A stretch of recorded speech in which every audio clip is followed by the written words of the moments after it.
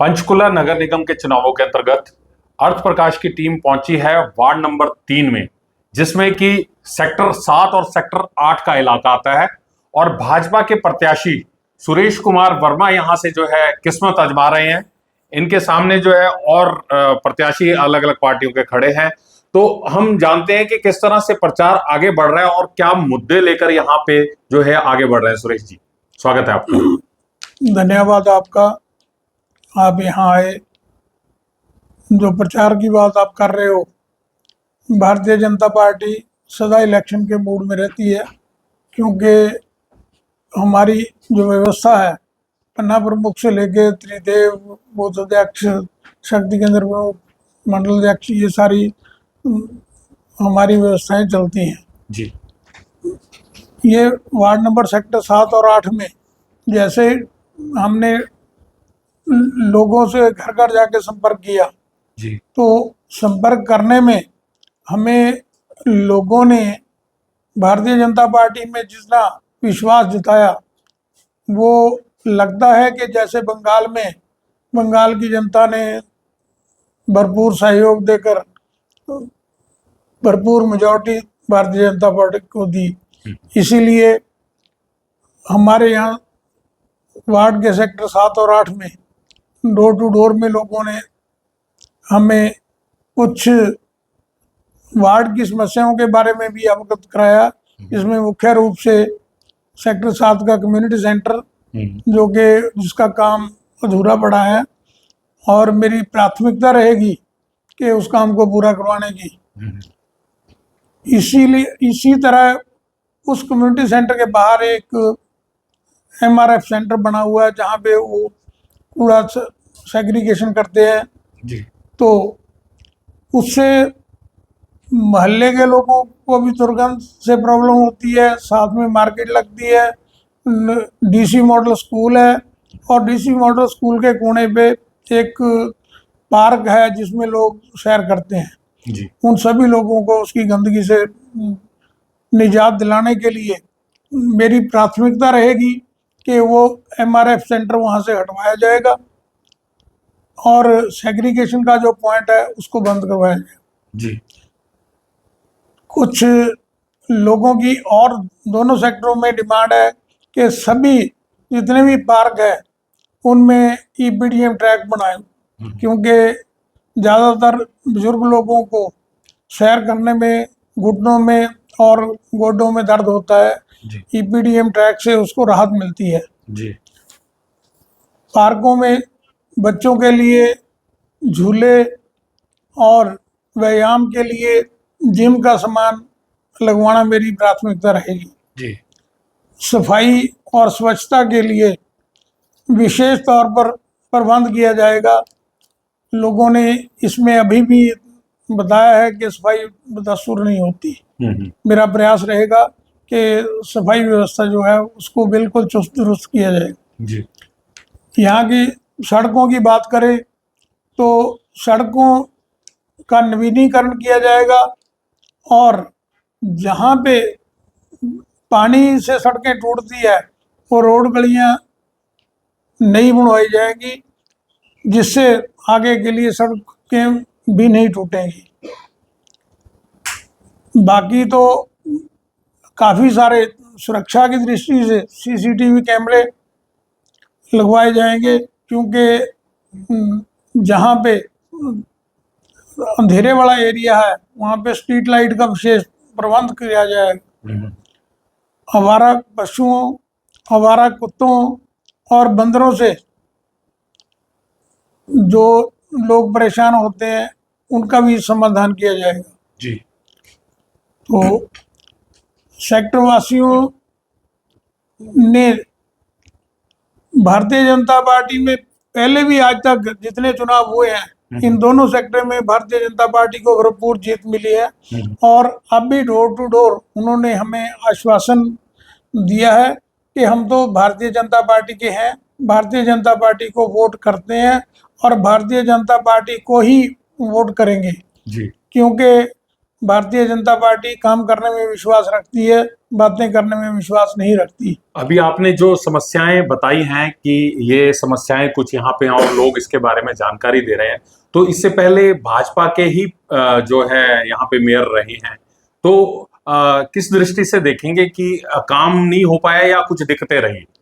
ऐसे है, वार्ड पार्षद जो भी चुन के जाते हैं जी। वो सदन में वार्ड के कामों के लिए कितना प्रयास करते हैं, और पब्लिक ने जैसे कि सभी समस्याएं, अब आज सुबह हम गए थे, कुछ घरों में लोग कहने लगे कि कुछ दिन से पानी की समस्या है। जैसे कि हमारी जो पूर्व पार्षद यहाँ से सोनिया सूद थी, उनके प्रयास से यहाँ पार्क में ट्यूबवेल लगा है और 2 महीने के अंदर ट्यूबवेल की कनेक्टिविटी शुरू हो जाएगी, तो लोगों को पानी की समस्या का समाधान हो जाएगा। तो मैं तो आपको यही बात कहूँगा, क्योंकि जो पूर्व पार्षद रहे हैं उन्होंने भी प्रयास किए हैं, और आप भी जो जैसे सीनियर सिटीजन है, सीनियर सिटीजन डिमांड करते हैं कि कम्युनिटी सेंटर में हमें जगह दिलाई जाए। मैं भी उनकी इस मांग से सहमत हूँ, क्योंकि बीइंग सीनियर सिटीजन मैं चाहता हूँ कि सीनियर सिटीजन लोगों को बैठने के लिए कोई ना कोई जगह होनी चाहिए।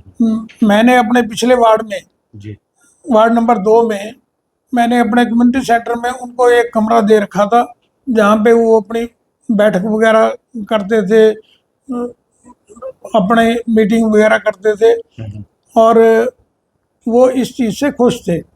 यहाँ इनकी जो डिमांड है कि हमें 2000 स्क्वायर फुट अगर जगह मिल जाए तो उससे हम अपनी मर्जी से उसको रख रखाव करें। मैंने उनको ये आश्वासन दिया है कि आपको साथ लेके मैं HSBP के अधिकारियों को मिलूंगा, क्योंकि ज़मीन सारी HSBP की है। नगर निगम के पास तो सिर्फ उनको जो मूलभूत सुविधाएं देना वो काम है, ओनरशिप जो है वो HSBP की है। HSBP से उनका मामला टेक ओवर करेंगे, जैसे ही होगा तो उनके साथ चलूँगा। बाकी जो भी और कोई मुद्दे होंगे, यहाँ की RWA है, यहाँ की धार्मिक संस्थाएं हैं, यहाँ के बुद्धिजीवी लोग हैं, सभी लोगों से परामर्श लेके ही वार्ड के कार्यों का सलूशन किया जाए। एक भाजपा का जो विजय रथ है राज्यों में लगातार आगे बढ़ता जा रहा है, और भाजपा के जो टिकट चाहने वाले हैं, तो टिकट चाहने वाले भी बहुत रहे हैं, और आपने यहाँ पे भी देखा, अपने वार्ड के अंदर भी आपको ये दिक्कत झेलनी पड़ी कि जो पहले CB गोयल जी थे, रितु गोयल जी, तो वो भी टिकट चाह रहे थे। तो आपका क्या कहना है कि वो आपके साथ चल रहे हैं, और किस तरह से जो है ये आपके ऊपर क्यों भाजपा ने जो है विश्वास जताया? ऐसे है कि पहले वार्ड नंबर 1 और 2 जेंट्स था, और 3 और 4 लेडीज के लिए रिजर्व था। अब जो ये चुनाव प्रक्रिया शुरू हुई तो 1 और 2 लेडीज के लिए रिजर्व हो गया, और 3 और 4 जेंट्स के लिए हो गया। तो मैंने लेडीज वार्ड में महिलाओं ने लड़ना था, इसलिए पार्टी ने निर्णय लिया कि मुझे वार्ड नंबर 3 से, जो जेंट्स वार्ड है, उससे चुनाव लड़ाया जाए। रही बात हमारे संगठन में, हमारे भारतीय जनता पार्टी में एक हमारा जो संगठन है वो सर्वोपरि है। संगठन का निर्णय जो है, टिकट मांगने वाले चाहे कितने हों, जब टिकट का फैसला हो जाता है तो सभी मिलजुल के पार्टी का काम करते हैं। हमारा आपस में किसी का कोई विरोध नहीं होता। लेकिन मान मनोबल की अगर बात करें तो खुद जो है मुख्यमंत्री नायब सिंह सैनी जी को जो है मोर्चा संभालना पड़ा और यहाँ पे आना पड़ा। ऐसे है, नायब सिंह सैनी जी का पंचकूला के लोगों के साथ भरपूर प्यार है, क्योंकि नायब सिंह सैनी जी कार्यकर्ताओं के बीच में से ही मुख्यमंत्री बने हैं, इसलिए वो कार्यकर्ताओं का ध्यान रखते हैं। बाकी ऐसी मोर्चे वाली कोई बात नहीं है, क्योंकि हमारा संगठन जो है इतना मजबूत है, उसके जो निर्णय है वो सभी को मान्य होते हैं। जी। और एक स्थिति जो देखने में आई है कि मुख्यमंत्री पंचकुला को बहुत ही गंभीरता से ले रहे हैं और सारे प्रत्याशियों के समर्थन में जो है सभाएं भी कर रहे हैं, रैली भी कर रहे हैं।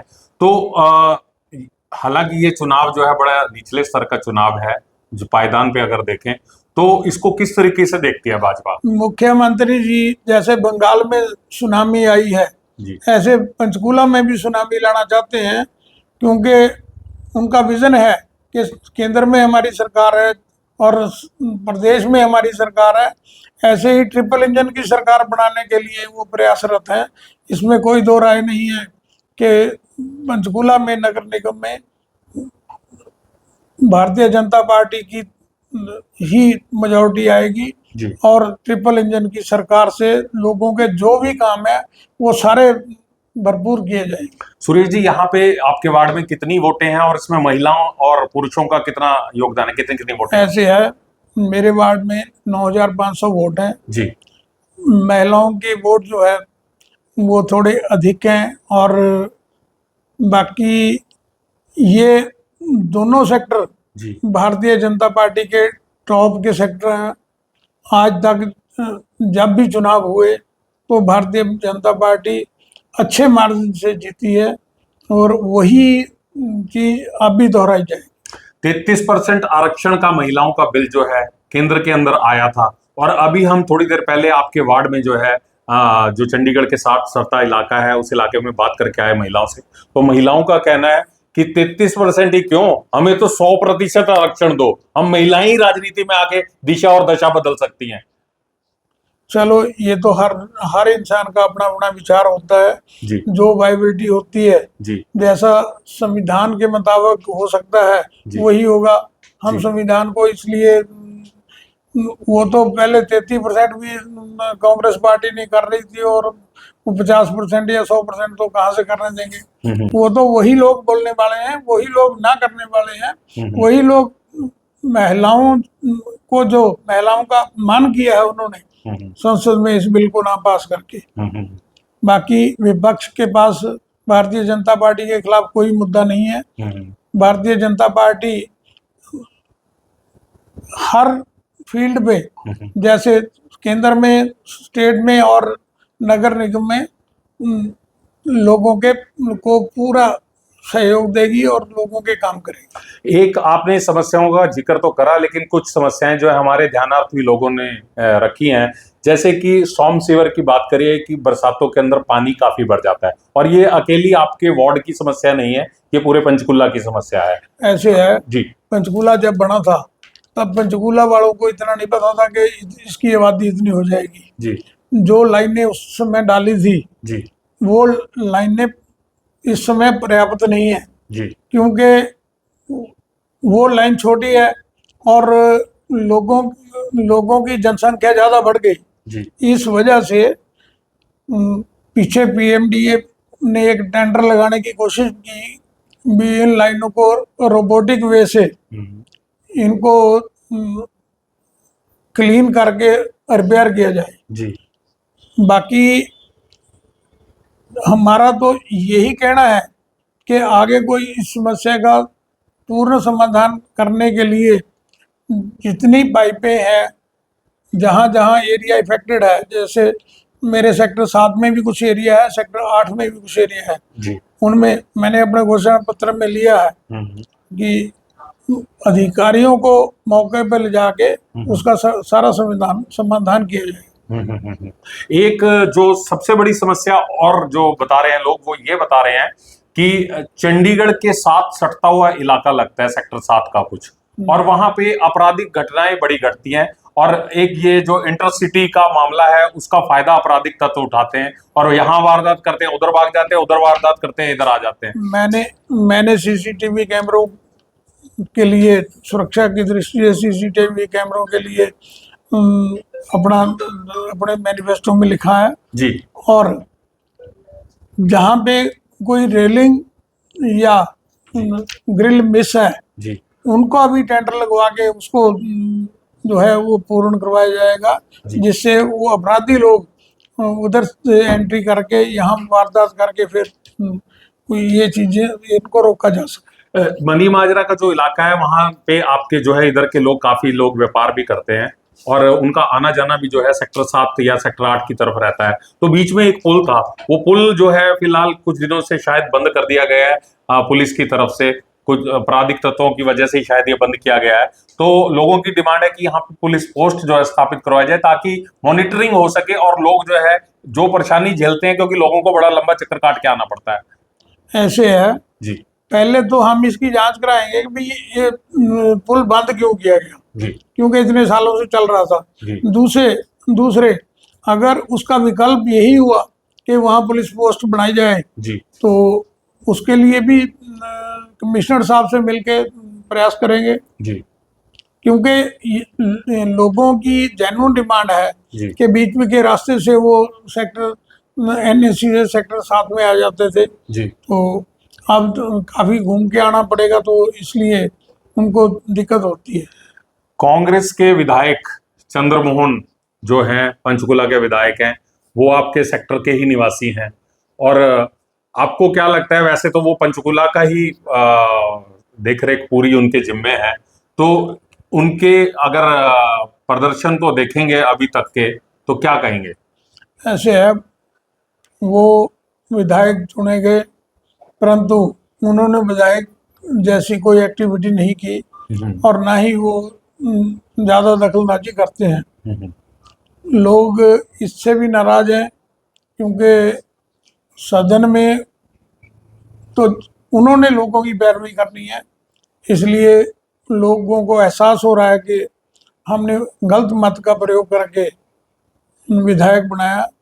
अगर हम भारतीय जनता पार्टी का विधायक बनाते तो हमारे जो भी काम है और हमारी आवाज़ जो है वो विधानसभा में उठाते हैं। लेकिन अगर आप पंचकुला को देखें तो पंचकुला के विधायक 5 बार शायद वो रहे हैं, यहाँ से कालका का इलाका भी वहां पे होता था, तो जो काम उनके करे हुए हैं तो उनको लोग भजनलाल जी को भी याद करते हैं और उनको भी याद करते हैं, तो इसको किस दृष्टि से देखेंगे? ऐसे है जी, अब ना तो भजनलाल जी हैं जी और ना ये इफेक्टिव है जी और ना ही कांग्रेस का नेतृत्व जो है पंचकुला में वो इसमें कोई, क्योंकि इनके पास तो वार्डों में खड़े करने के लिए कैंडिडेट नहीं थे जी जैसे कि इसी वार्ड नंबर 3 में इनके पास सिर्फ एक ही एप्लीकेशन आई थी और उसी इंसान को इनको टिकट देना पड़ा।